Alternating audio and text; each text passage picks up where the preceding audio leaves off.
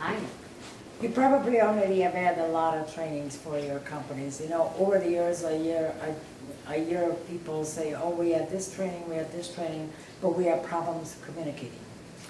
And usually what I do, I go in and assess the situation, and when the person in HR says we have a problem with communication, the questions that I ask is, who has a problem communicating what? And they usually open their eyes and go, wow, I didn't even think about that. Because communication is just an abstract word. It's a nominalization that it doesn't move until somebody has a thought and then says something. So what I do with many companies that I work with, and you can check some out, I take people from one level to another level. Higher level of communication, they gain the ability to see things from a different perspective, and instead of reacting or being aggravated by somebody else approaching them, they're able to see, okay, we are a team here. You know, because the word team lately has been overused anyway.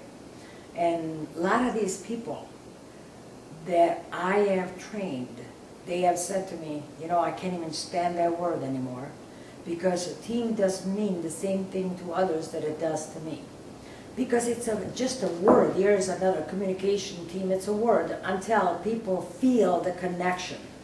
Now with the programs that I do, it's based on NLP, Neuro-Linguistic Programming, which is the study of how the brain puts words into action, and what is the strategy that we use to come up with the answer.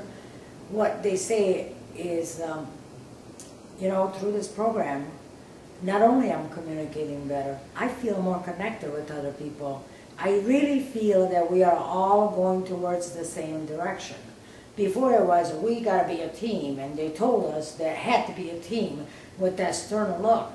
Now, we don't have to even say that anymore. We are a team because we're more open. We're able to pay attention to what the other person is offering, willing to be respectful enough to listen to what they have to say and assess if it's valuable or not.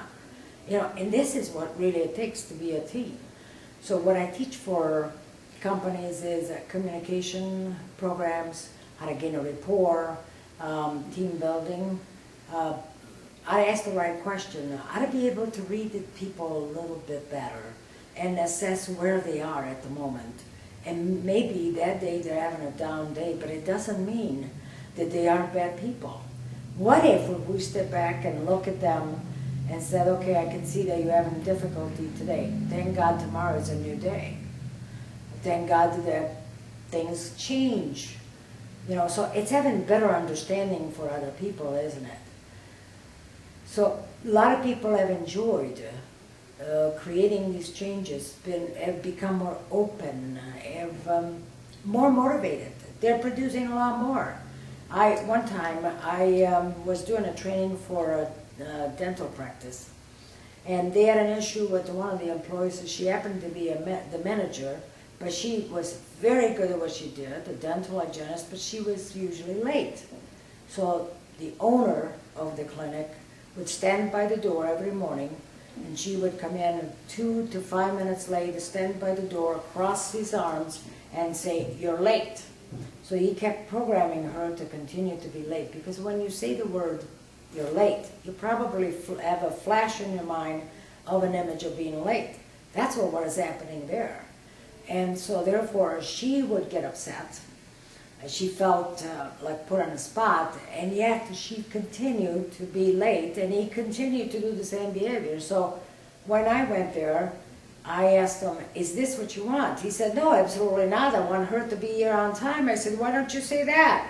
And he started laughing. He says, "As simple as that?" I said, "Yeah, because when you say, would you be here on time, you have to make an image of being on time. It's just like when people say, oh, so-and-so aggravates me. You're going to make an image of being aggravated, that person aggravating you. I don't get along with so-and-so at work. You're going to make an image with about so-and-so that it's aggravating you. What if that person knew that they could say, you know, I want to be able to be more comfortable around so-and-so. I would like you to be here on time. In other words, you're saying what you mean. You're saying what you want at the end result. So I help people create the outcome and realize that to create outcomes, it takes being clear where you're going, flexibility of behavior. In other words, instead of doing the same thing over and over, having the same approach over and over, we need to have a more flexibility. We need to have the awareness. If our behavior is getting us closer to what we want or further away from what we want. And that's when we can adjust our behavior. And we got to take action. It's wonderful to know that you got an outcome. It's wonderful to say, okay, I'm going to be more open-minded, I'm going to be more flexible. I'm going to learn new skills. I can see that what we're doing, it's not working. And it's another thing to take action. A lot of people do all those things, but then they're afraid to take action. So what I say is taking action now and utilizing the tools that you're learning and the skills that you're learning, then you're going to produce the quality of team that you want. You're going to have happy people, because when people are happy at work, they produce more.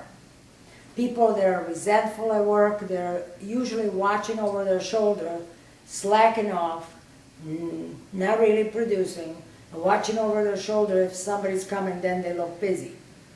Why? Because they're angry. And that's their way of paying back the boss, management, the owner. We want to instead create people that are responsible, that they feel like a part of a community, because every business, whether there's 2 people or thousands of people working together, it's like a community. Nobody does something just by himself. Whatever that person does, somebody else is depending on that. Somebody produces a part, somebody else needs to add another piece to it. Whether it's mechanical part, whether it's literature, everybody has a different step that puts in. So these people need to feel like they are part of each other, don't they? How we treat them. Do we value their input? Do we give a chance them? Do we give the chance for them to express themselves? It's time that we start to do that. Because in today's world, everybody is trying to win. In reality, there is no winning if somebody else loses. What we want to create is a win-win situation where everybody feels good because they feel valued, and what they do, how they participate, it's valued, and they go home at night feeling rewarded. They put a good day work in, and at the end of the week, it feels good to have that weekend off. At the end of the year, they look back and say, this year was worthwhile. They look forward and they see themselves producing even more. Isn't that what you want? Give us a call. You can check our webpage, or you can give us a call at 248-528-0753. You can email us. Until we hear from you, have a great day. Think about what I said. I invite you to evaluate a few things that I said and see if that matches you, if it works for you.